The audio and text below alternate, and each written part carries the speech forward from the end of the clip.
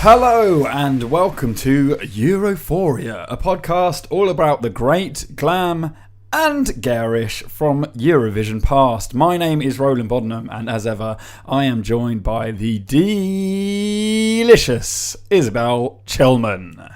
Hey Isobel. Hi. How you doing? I'm really good, thanks. How are you? I'm very good, thank you. If you're listening for the first time, this is a podcast where we discuss stories from Eurovision past, and also I attempt to create music that could be considered a Eurovision smash He hit. gives it his best shot, honestly, Sometimes. guys. He really tries hard. I reckon I'm on a 1-to-4 ratio of great song to mediocre song. Which, if you think about it, I'm sure Beethoven okay. threw away 3 out of 4 of his songs. Really? We're making that comparison, are we? I mean, I'm early on in my career, but I'm just saying the possibilities are endless. Yeah, sure. I'm also going to point out you've got a very sexy husky voice this week, Roland. I slightly overdid it on the birthday celebrations at the weekend. So happy birthday to you! It was your birthday yesterday. It was my birthday yesterday. Thank you to the I think it was 2 people who tweeted happy birthday to me. I did ask for a happy birthday tweet, and I got exactly what I wanted. So it was very, very kind of you. Before we begin, as ever, Isobel, would you like a lovely glass of Crozet Hermitage? Yeah, I would, because it sounds delicious. Yeah, it's from France, and it says it's produced from Syrah grapes. Ooh, How that's like the best. That's the best grapes, right? Yeah, they're great grapes. Great grapes. They're great grapes. Great. Great. What you been up to, Isobel? How you been doing? Yeah, I'm okay, thanks. On the topic of your birthday, though, Mr. Bodnam, do you want your birthday present? Have you got a birthday present for me? Yeah, I've got your birthday Shut present. up, Isobel. It's not in physical form, because we haven't got it in physical form yet, because I need you to give me something first to be able to do it. Oh, that's weird. But what's this the top of? What are we fully paid up members of now, mate? Are we fully paid up members of? Paid up. We've got a joint membership, the two of us. Shut up. Get a membership for a couple. So we're a couple. I think that's okay. I think that's all right. I think we spend legally the right amount of time with each other. I see you more often than I see my boyfriend, so I think we are together. I think that counts. So Forever. to explain, that is a membership to OGAE, which is the Eurovision Fan Club. Yes, it's official Eurovision fan club for the UK. Oh shit! Does that mean we get to decide who enters? We're part of all the processes now, mate. We're fish. Oh. We're a fish. We're a fish. Oh, we're a fish. A fish. We're not a We're fish. not a fish. I thought that was a term for members. No, oh no! Why was No, that? it will be now. I don't know.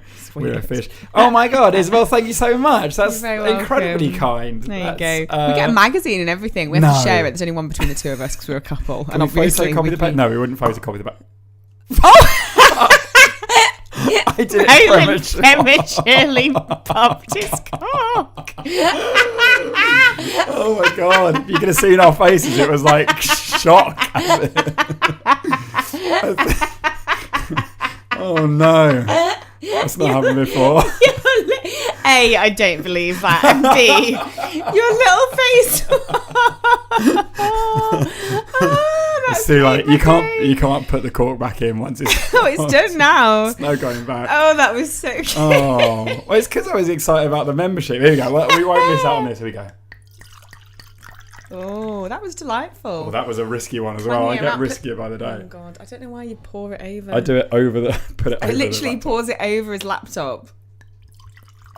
Delightful, that. Oh, lovely. Cheers, mate. Cheers. Happy birthday. Thank you. That's a very thoughtful present, mate. I really appreciate it. You're very welcome. Well, there we go. It had to happen. It was past its point. It should have happened ages We're very ago. official now. If anyone else is a member, we are part of. Well, we're members too now. We're so as official as you are. Whatever. Shut up. Shut up.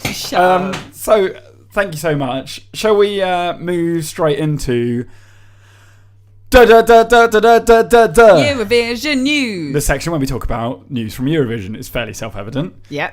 Isobel, do you have any Eurovision news. For once, I'm prepped. Yay! Hooray! I'm prepared for this. What's I actually happening, have some Isobel? Eurovision news. Yeah, quite a lot of stuff's happened this week. To start off with, the Ukraine have announced who their hosts for Eurovision 2017 are going to be. Saw pictures. 3 strapping young lads. Yes. It's the first time ever that the Eurovision's been hosted by 3 men. Mm. And as a lady, I'm going to say, no, I'm not impressed. Also, celebrate diversity. Yeah, that's going to be your theme, and you've just got 3 white guys. One not might exactly be diverse gay, as fuck, one is it? may be gay. One might be gay. I'm guessing the one in the middle. But you don't know which picture I'm looking at, do you? Yeah. So there you go. It's fine. I haven't outed anyone. No assumptions based on... The one in the middle. The one in sure. the middle. The middle one. The middle one. Whoever is standing in the middle in whatever situation they're in. He's the gay one. Yeah. Yeah, might be that. Hopefully they do show some more diversity throughout the evening. You would hope seeing as so. it's being hosted by 3 white guys. Yeah. I think...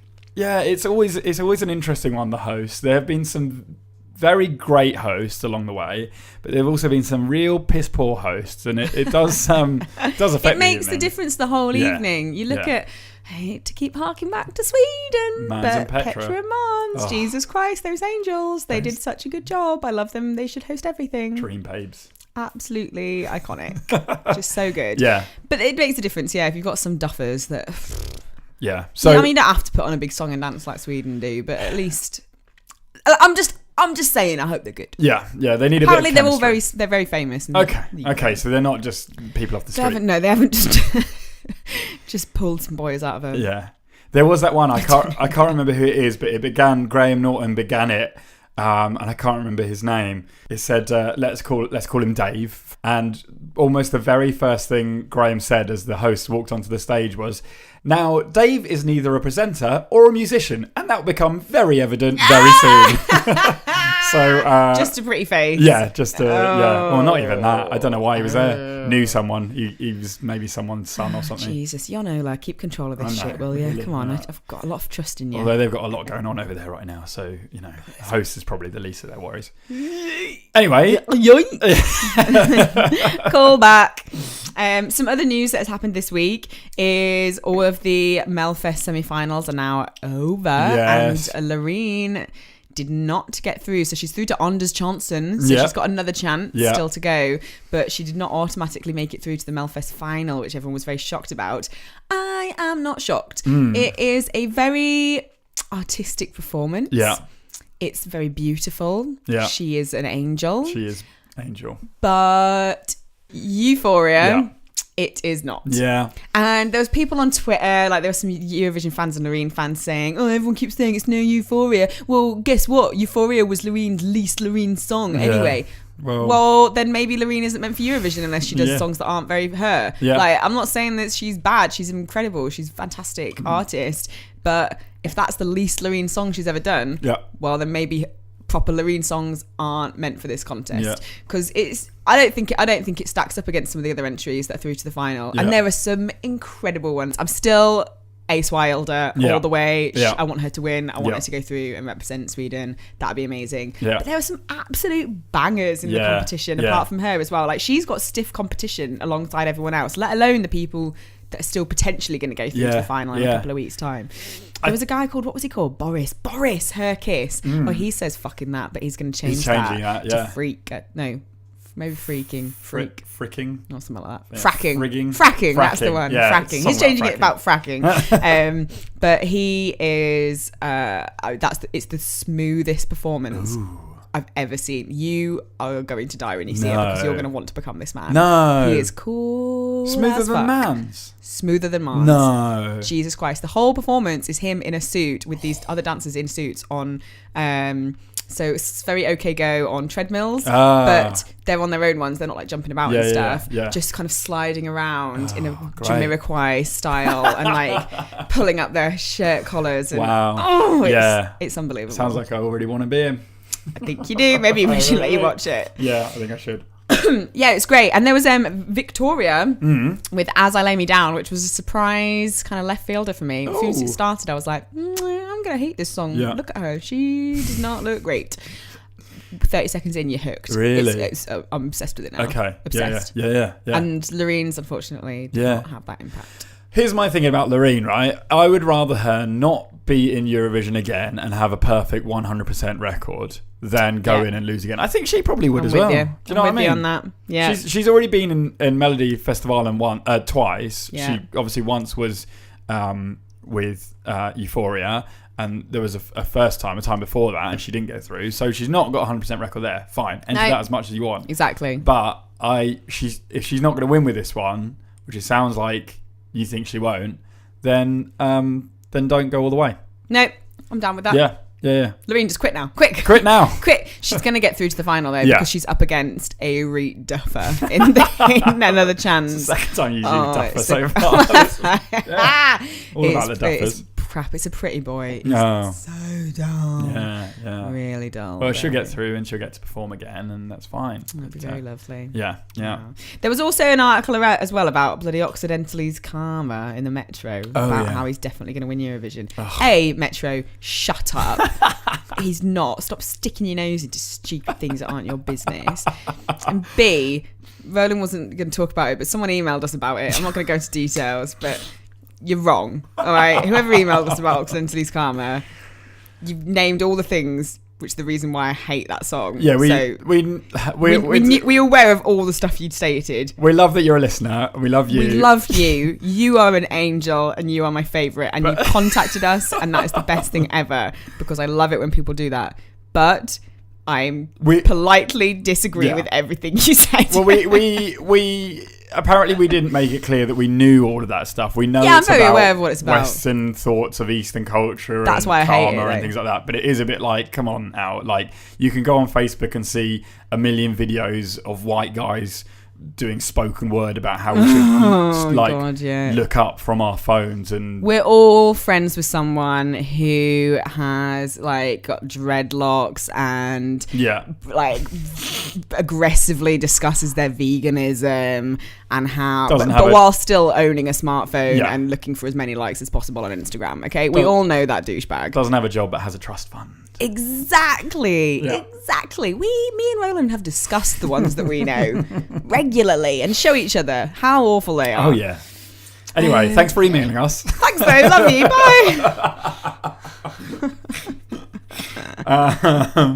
bye. So the Metro got it wrong as well, did they? No, they're idiots. They're always idiots though. No one believes anything they write in the Metro. Have you got any other business? I got none. Oh, Isobel, have I got any other business? Yes! I do have some any other business. And my any other business comes in the form of an email. Oh my god, it's the Reverend. This is an email from the Reverend. Oh, yes. Hi, Dad.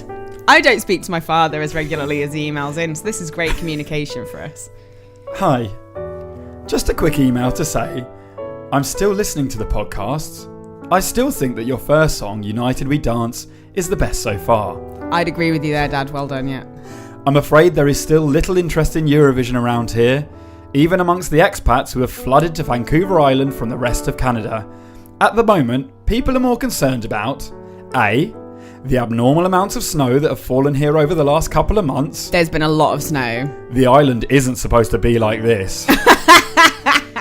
B, the imminent arrival of the Big One, the local name for the mega earthquake, possibly of magnitude 9 or above, that's predicted to hit this area sometime in the next 100 years or so.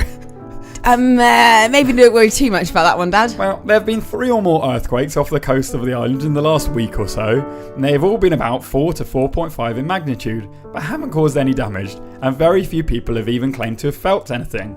Still, every time one happens, there is always endless discussion about having your earthquake survival packs ready. Such fun. And C, the antics of the orange one in that backward country directly to the south of us. Enough said. Looking forward to see you in April, David. Dad. Oh, thanks, Papa. I mean, not much about Eurovision, but it's just nice to keep up with what the Reverend's doing. It's nice to know. He sent me one line on WhatsApp today, so I'm glad he's emailing in. Yeah, I feel like this is the medium for your correspondence now, and this I quite is like it. I'm just going to stop talking to him online, actually. Only through Eurovision emails. It's like old school letter writing, isn't it? It takes a week to receive his, and then it takes a week. I have to respond via the podcast. Hi, Dad. Stay safe. Don't go out in the snow too much. Did you know there was a risk of the Big One before he moved out there?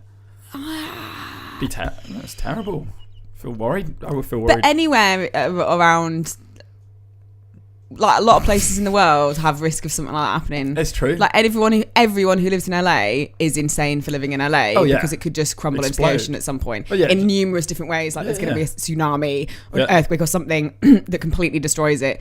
They're all bonkers. San Francisco has already been destroyed once, and yet people still live there. Like it will happen again. We've all seen Volcano with Pierce Brosnan. Oh my god, no, Dante's Peak. Oh, Dante's you got it wrong. Peak. I love Dante's Peak. It's terrifying. And the old lady climbs into the lava and saves everyone. And then I cried. And she melts to death because it's really sad. And also Pierce Brosnan's elbow bone comes out of his skin. Oh, That's Jesus. the only bit. So I remember from that film, watching it as a child and being scarred for life. Yeah. His elbow bone comes out of his skin. All I can say is I hope that doesn't happen to your dad. It will. Come home, Reverend. Quickly. Otherwise it's Dante's Peak all over again. So that's my any other business. Fantastic. It's good any other business, right? I really liked it. So I suppose we should crack on this week. As I told my story about something else last something week. That wasn't Eurovision, but we all had a nice time anyway. We enjoyed ourselves. It's Isabel's turn to tell a story. It might be about Eurovision. It probably is. I might just tell a story with what I want to, because that's what Roland does. Isabel, will you tell your story, please? Yeah. No, I have made sure that I was going to change mine. This was originally my story. Yeah. Then I was going to change it to be about Jedward because they've been around. Yeah. Then I decided, no, because this is so much. This has Eurovision entrenched in it throughout. Like, it's just seeps Eurovision. It's a counter to my last week one. Exactly. So I thought I will keep this and save Jedward for another day. Always save Jedward. Save Jedward. Those bloody beautiful boys. Come on. Right. Okay. So this is my Eurovision story. Okay. Sigurdsson Brink was born on August 29th, 1974 and started playing music at an early age. His father was a guitarist and singer in a band, and Johnny, as he was went on to be known. Johnny. Sir Johnny. Sjonni. These are Icelandics. So many names, so many. What was it again? Like from a couple of weeks ago, too many consonants altogether. Yeah, just like That's what you find. Yeah. Sir Johnny. Sir Johnny. That's how I found that it is pronounced. Is you pronounce all the letters. Sir Johnny. Okay, cool, brilliant. Yeah. Okay. Sir Johnny was never in any doubt that music was the way forward for him. He was known to all his friends and fans as Sir Johnny Brink and founded the grunge rock group In Bloom in 1994. Wow, that's a good grunge rock band, isn't it? In Bloom, yeah. It sounds like a Nirvana album. But I made up a band name the other day accidentally. Go on. What was it? Unknown Foreign. That was it. Yeah, that's good. Unknown Foreign. Yeah. I like that. That would be a rock group as well. That's not a pop band. That's good a at it. rock group. Thanks. Yeah, nice one. Thanks. At first, he played drums and actively participated in writing and arranging the music. But when the band dissolved, he switched to guitar, working in a popular Lennon and McCartney tribute duo. Soon afterwards, he launched his own solo career. So Johnny also found time for regular theatrical work and was one of the founding members of independent and internationally renowned Icelandic theatre group Vesterport, who received the Honourable Europe Theatre Prize in St. Petersburg. Wow. So he's doing well for done himself. He's done stuff already. Yeah, definitely. He's a hard worker. Yeah, been in a band, solo project, theatre, done. Good egg.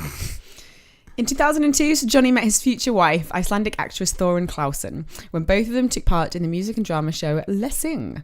After that, Sir Johnny had roles in the Icelandic productions of musicals, including Footloose and The Buddy Holly Story, and released his solo album, Sir Johnny Brink, in 2009. He's doing good. He's doing really well. Quite recent as well.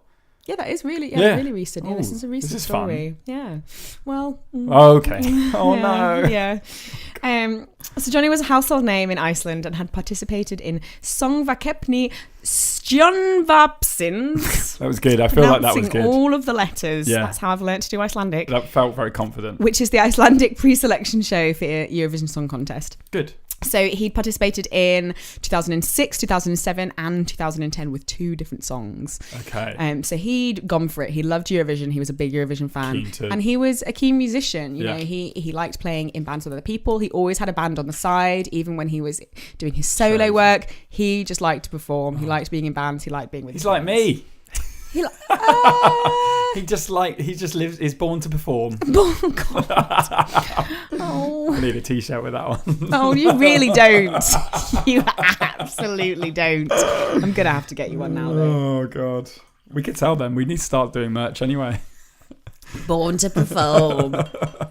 How do you write down the pronunciation of a word 3 times? So we can have ones that say Roland, Roland, Roland. You do it in the you know how the dictionary does like the pronunciation of words in that complicated that's way. so nerdy. I love it. Yes.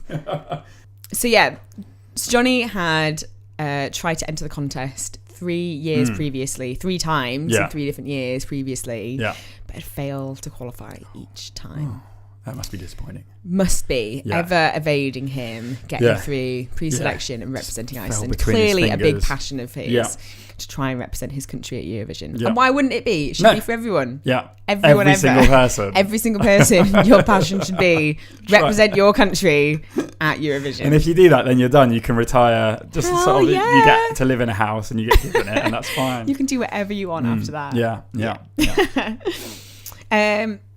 So then in 2011, he and his wife Thorin wrote the vivacious, upbeat song "Coming Home" in a 4th attempt to make it into the contest. Oh, I see. Husband-wife duo songs can go one of 2 ways. It can be super shitty and cheesy and or they can work and be beautiful and wonderful. Well, it wasn't going to be the 2 of them performing, so it wouldn't have been weird. Oh, that's nice. Because that can be creepy sometimes. But she helped him. She helped him put the song together. It's like Bucks Fizz, making your mind up. Oh, before she had an affair. Before she got with one of the other ones from Bucks Fizz. Yeah, before that happened. God, that was I'm gonna have to re-listen to that one. It's very confusing. A lot happened in that one. A lot happened in that one. Jeez, yeah. So the song had been written in English to start off with, but the rules for the Icelandic pre-selection that year stated that the lyrics had to be in Icelandic. And so Johnny, he was getting closer to the deadline. He didn't have it sorted out. He was sure he didn't have the time to re-record it. But then at the night before the deadline, he and Thorin decided that when there's a will, there's a way. Got their heads down. Thorin wrote the Icelandic lyrics and helped finish the English lyrics with Johnny. And they managed to complete the demo recording at the very last minute in order to put the song forward to the contest. It's nice. It's like a movie, this, isn't it? It is. It's like Cool Runnings or something. And like a movie, unfortunately. No. There is a sad aspect to it. Okay. So Johnny was scheduled to perform the competition in the 3rd Icelandic pre-selection semi-final on January 29th, 2011.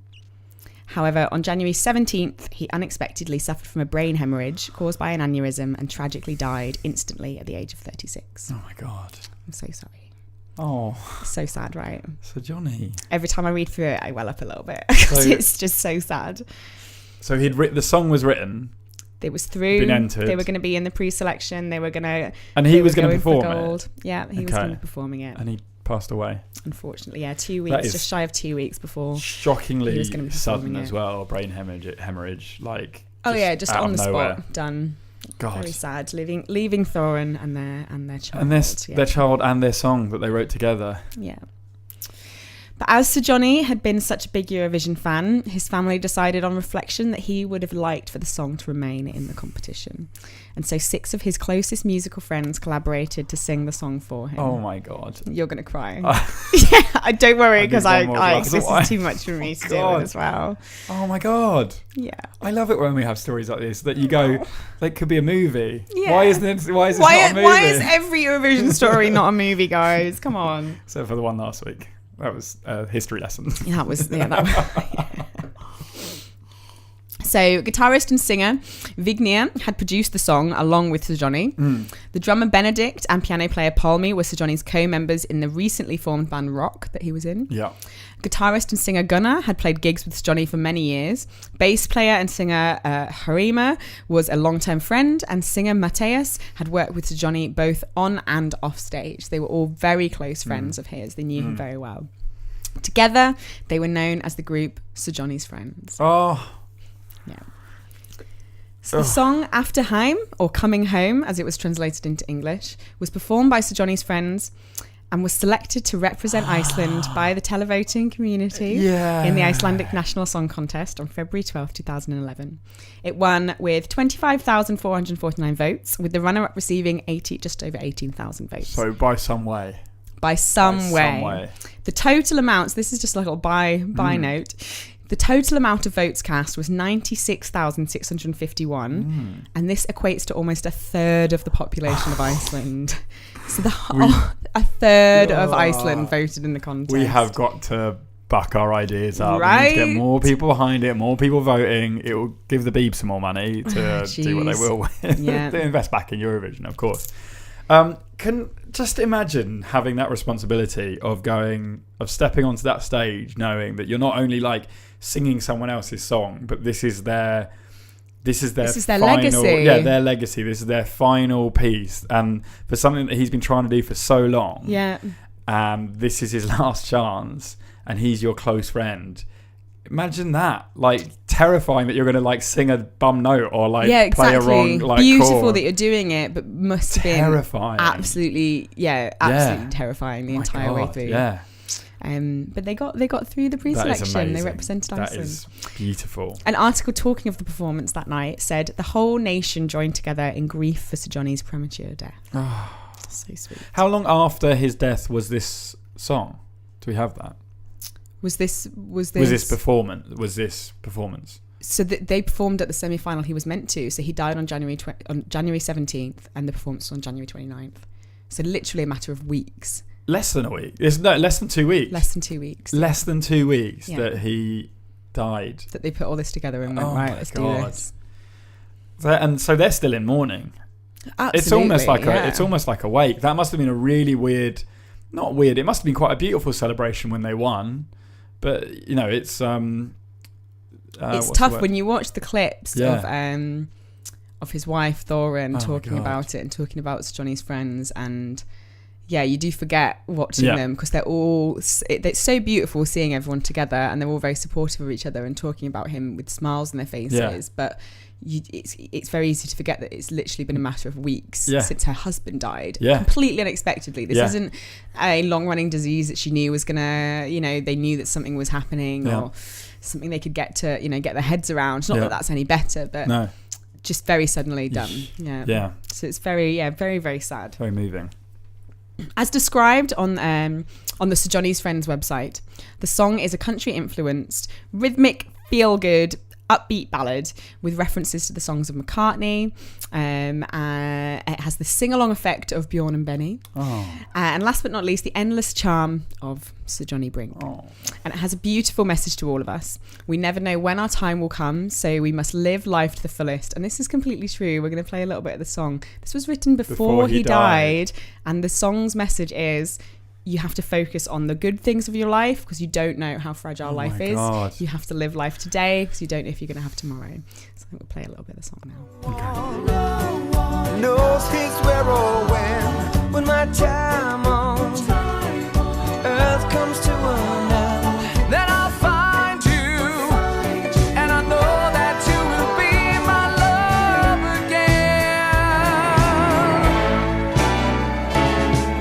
I can't wait for tomorrow to say the things I want to say. Your smile will always lead my way. I can't wait. I'm coming soon. I just want to see. God. So his wife and kids is in that music video. Yeah. Dancing to his song. We've both got tears in our eyes. Isabel. Because it's sad. It's really beautiful, but very sad. It's really beautiful.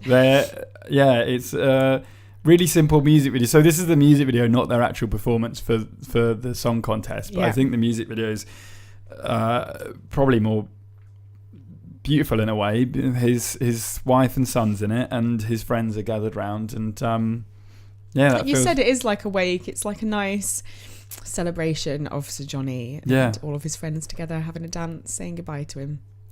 And he's there. He's present in his song, isn't he?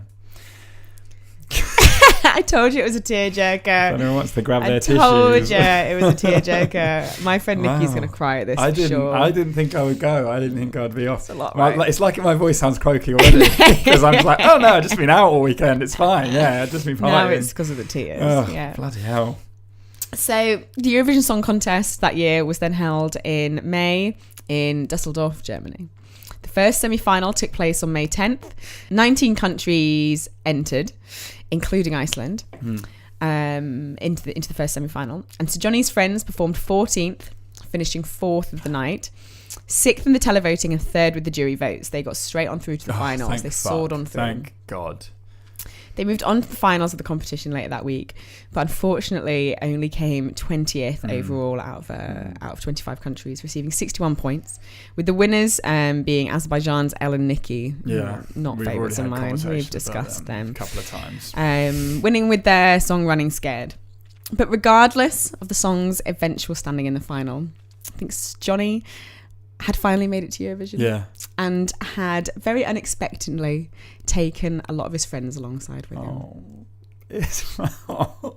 That is really beautiful, isn't it? The best.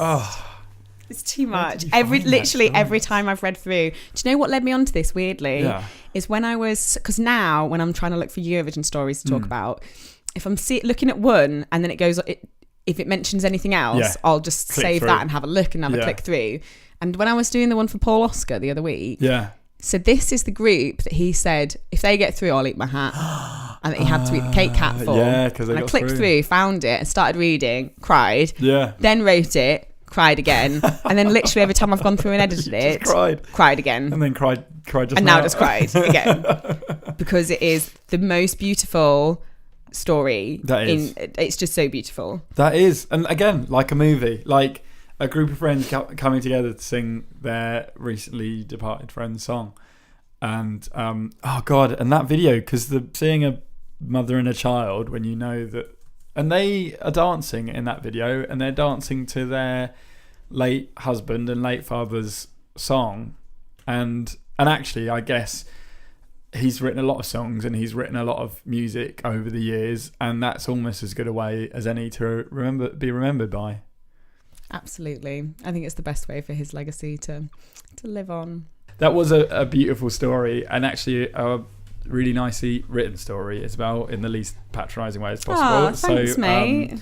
It's lovely to have one like that. It felt only like a little short one, but there wasn't really much more. I don't think I didn't want to pad it out. Like, no, it was a nice amount. Yeah, and you don't want to... Yeah, like, you're right. You don't want to pad it out. And nice short stories like that are beautiful. And also, I think quite good that in whatever forum we're in, and I'm not saying we're massive or whatever, but it's nice that he gets a little bit of recognition and his story gets to live on. And I'm sure other people will talk about him in Iceland or whatever, but it's good to share people's stories like that. So if everyone has their has dried their eyes and stop crying, put their tissues away, and can put a smile on their faces, Isobel, I've written a little song this week. Yeah, I have. So there's not too much I want to really sort of describe this song with. I've made an attempt to go back to sort of your straightforward pop. Okay, good. I made it's a genre I know and like. Yeah, straightforward pop. For a straightforward gal like yourself. Not going to argue with that. All I will say is that this song is called Change the World. Are you ready? Yeah. Okay, here we go.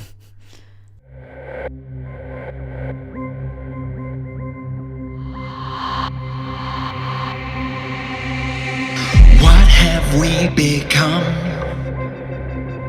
The world is not as one, and love's white light don't shine so bright. We're not the only ones. Show the world we're not gonna live forever. It's time to change our lives for better, girl. Take a breath and you will see the world can change if you believe it.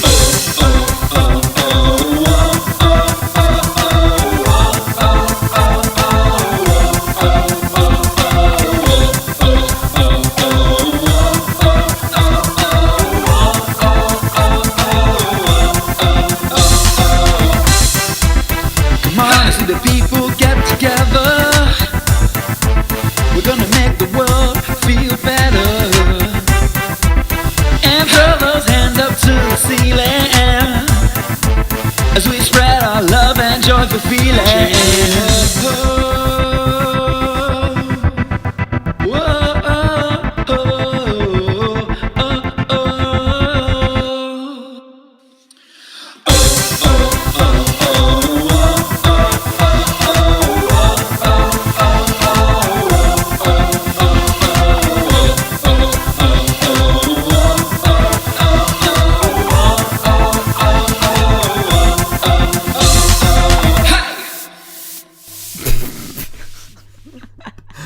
That was Change the World. Isabel, what's up with your face? What does my face look like? I don't know. It looks not disapproving. Just, you're not a fan of my song. I liked the bit at the end where it went, ah! Just that was about half a second worth of a minute 50 song. Yeah, I really liked that bit. Okay. Yeah. So you like that bit. What about the rest of the song as well? Do you not like the start? Forgotten it already. Oh no, it's forgettable. So forgettable. I thought the start was quite like mysterious. It felt like a boy band could sing it. Maybe Joe and Jake. No, but Joe and Jake didn't win. They're not gonna win. No one likes a duo. They're weird. They got to Eurovision though. Just forgettable. Is it? I don't remember any of the lyrics. No. So the thing is, right, is I got halfway through writing and singing it up to the first and then I was going to do the rest of it yesterday, but my voice gave up, so I had to do... Yeah. You're like one of those people on the X Factor stage. It's like, and I've just had tonsillitis and I'm really upset and my grandma's died. So no excuses. I had to do no sort of like excuses. a few words. So it's quite a big... There's two bridges basically where the trumpets come in and then where I go oh, because it's a bit like... Yeah, what lyrics were there at all? Just Change the World. The chorus is, I thought, right, Europe, lots of different languages. And I know I've done this one before, but I feel like this one is more accomplished than I think it was the second episode we did. The second song I did. The second song I did. The second episode did. An always chorus or a if it's interesting. I thought that one was interesting. No, I thought this was going to take me back up to the heady heights of a 9, 10 or 11. No, absolutely not. I'm very sorry to tell you. I don't know. I think with this one, there'll be quite a few people disagreeing with you. I think they won't. So I think everyone will have forgotten it like I did. Dad, let us know what you think, will you? Go on, Reverend. I bet the Reverend thinks it's pants too. Before you give a score, it's not like a bad one. Thanks for the top up. It's not like a. It's not bad. But the bad ones are probably really more forgettable. Memorable. Memorable. Yeah, they are. Oh, you've spilt again. What's wrong with you? This bottle. I blame this bottle, mate. The cork was too easy to pull out, and the neck is too easy to spill from. Lovely vintage of 2015. It was a very nice wine, actually. So, Isobel, I think we have an idea of the roundabout area that you're going to give this song a score of. But what score will you give Change the World? I mean, I've genuinely forgotten it, so I'm just going to pick a number out of thin air and say sank. 5. Yeah, sure. It's better than... Why not? The same as last week? I don't know. Oh, we can't remember that one either. I'm going to need to keep up to date on this stuff. Sing along, Isobel. What? You can't remember it. I've forgotten the song. What's the song? So that was a 5. I need to back my ideas up. It's been a little while since there's been a high scoring one. We'll be able to have a little break for you soon, though, won't we? Oh, yeah, we are. Because over the next few weeks, as we're getting closer to Eurovision, the layout of the format of some of the shows is going to change slightly. Yes. So we are going to be having some special guest appearances in the coming weeks, some special Eurovision guests. So I'm hoping that at least one of them will bring a song along with them for us to play instead of you. And also, as the closer we get to Eurovision, we're just going to be doing Eurovision stuff. I mean, not that we're not already. We're clearly doing Eurovision stuff. Yeah. But I mean, like this Eurovision stuff. Yeah. Does that make sense? Also, Isobel, I thought we should mention that the proper event for our proper Eurovision night is set up. Would you like to explain to our lovely listeners how they might find out a little bit more? Yeah, definitely. So it's not our event. It's the lovely Portia Fries, drag queen extraordinaire of South London, is hosting a Eurovision screening on May 13th at the Montague Arms in Peckham. There will be surprise guests who we can't name as yet. No. But some of them are going to be on the show at some point. We are also going to be there. Because we've already been talking about it too much, so we can't be a surprise guest now. But we're going to be there, and it's called Nil Points or Nil Points, a Eurovision screening. You can find it on Facebook, and it's going to be a hoot and a half. I've been to the pub before. It's an amazing layout. We're going to have it on a big screen. The whole thing is going to be Eurovision. So the whole pub is Eurovision that evening. There's going to be a stage. There's going to be prizes and games and Eurovision above everything. It's going to be VV glamorous, right? Oh my god, so glam. So glam. I will be dressed as a Eurovision icon of the past. Yeah, we recommend. I'll be dressed up unnamed. in some fancy suit. Make I'll wear a bow tie. Nice. We recommend wearing at least one sequined item, and if you just want to wear one item, that's fine too. So choose your item. As much as possible, or as little as possible, guys. In sequins. We're very liberal. So yeah, it's £5 advance ticket, £7 on the door. So do book ahead. Book ahead. Because all of our friends are going to be coming, and they're going to take all the cheap seats. Yeah, they will. So we're cheap. It's the Montague Arms in Peckham. Please do come along, and we would be very excited to see some listeners there. As would Portia, and Portia is amazing, and she's going to be on the podcast at some point too, doing Eurovision Story. I can't wait. Hopefully Eurovision songs. That'd be great fun too. And if you have any questions about it, please don't hesitate to email us or contact us in any way. So you can email us at eurovisionpodcast@gmail.com. We are also on Twitter, which is EurovisionCast. We couldn't fit the whole word in. No. And on Instagram, we are Europhoria Podcast. Yes. So yeah, please do get in touch with us on all of those means. And send us a song. Make a song and send a bloody song in. No one sent a bloody song. All it's going to take is one of you to do it, and then everyone will do it. Because everyone's just nervous at the moment. I can tell that's what it is. You don't want me. You don't want it to get to the point where I have to sing a song, because I am not good at these things. So if you get to the point where Roland is so songed out, listen to his croaky voice. You're doing this to him. You've done this to him by not sending in songs. Someone send in a song. People we know who are listening, none of you have sent in a bloody song yet. Do a song. Isobel will be nice when someone sends in a song. Gonna keep saying nice do a song. You. Dad, come on. You're wasting away over there, doing nothing. You're held in by snow and earthquakes. Write a song. Oh, it's like Bon Iver. So yeah, and Isobel will be nice to your song. We will really appreciate, like, just the fact that you sent I'm not going to be a bitch. Maybe that's why people don't send them in, because I'm going to be horrible. I'm only horrible because I know and love Roland. Yeah, she knows he I can do knows better. that I love him. Yeah. Exactly. I'm encouraging. I mean, mummy, it's fine. But just the fact that someone sends it in means you'll automatically get at least 7 points. Oh, I'm going higher. So please do. And thank everyone for listening. The views are just, we're getting lots of views, and it's lovely to see that people are listening. Listens. The listeners, we're getting lots of listens, and it's just lovely to know that people are out there listening and enjoying it. Yeah, it's fantastic. Cheers, Sweden. Still number one. Always number one in my heart, obviously, but number one in the podcast listenership too, which makes it doubly great. Yes, it does. And hi to the people in the Philippines. You know, we have a few people in the Philippines listening. Yeah. I don't know who you are, but great to know. Good for you. Great to know you're there. Spread the word. So, thanks for listening, guys. And let's round up the podcast in the same way we do every week with our usual catchphrase. Who's friends with Sir Johnny? We're all friends with Sir Johnny. Yay! Thanks for listening, everyone. And see you next week. Goodbye. Bye.